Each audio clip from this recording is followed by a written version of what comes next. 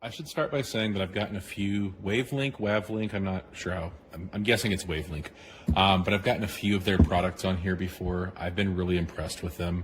I had one of their 300 megabit per second, low bandwidth outdoor access points that I could reach across a football field level length with some trees in between for a pretty reliable signal. I'm super impressed with it. This particular one, I actually did a similar test already. I tried putting it on the side of a building, and I was able to, I would say maybe football field and a half distance away, get a reliable signal, even from a cheap little netbook. That being said, your limiting factor might very well be the device that you're trying to connect. If you were trying to use something super low end, like the cheapest of cheap security cameras, this can only go as far as the device on the far end's antenna can send back a signal. So even if you can see a really high power signal from this, if your device can't send something high power back, you might need a better wireless card for it or whatnot, or you have to move it closer. Now that I've given you a little lesson there, sorry about that. Again, I've been really impressed with these guys' products. The 300 megabit device that I was talking about, I've had that in a sun and rain and snow exposed area for about 4 or 5 months now, zero issues whatsoever. All of the WAVLINK or WaveLink products that I've tried are able to be powered not just by the PoE adapters they include.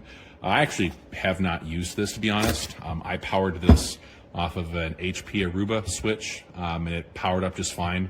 So really happy with it. I don't think that this part matters, but again, just in terms of attention to detail and quality, the actual wireless antennas for these, flat out, they're branded with 2.4 or 5 gigahertz right on the antenna, and that matches up. Again, I'm not sure how much that matters, but that matches up to the antenna ports on here.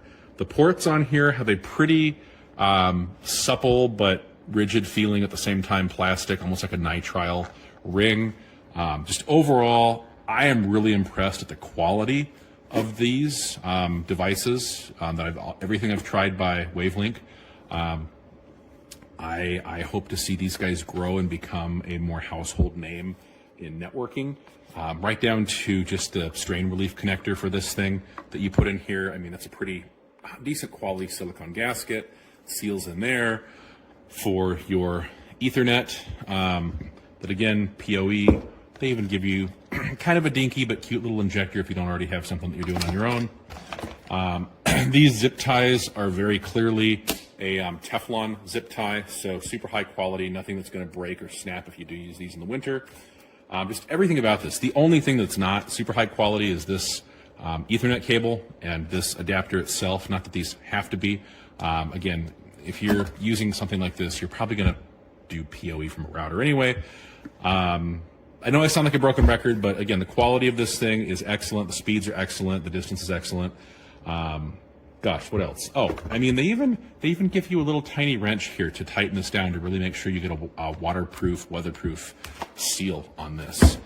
So overall, I have no complaints. I've tried this one for a few minutes, maybe half an hour, I should say.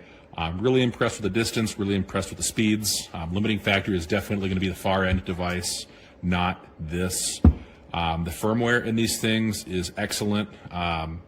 It might look a little bit consumer grade, but everything from, all the WaveLink products I've tried, you can do VLANing, tagging. It's mind blowing all the stuff that they put into a router that you normally would have to go to HP, Cisco, Aruba, I should say, for seeing those features in.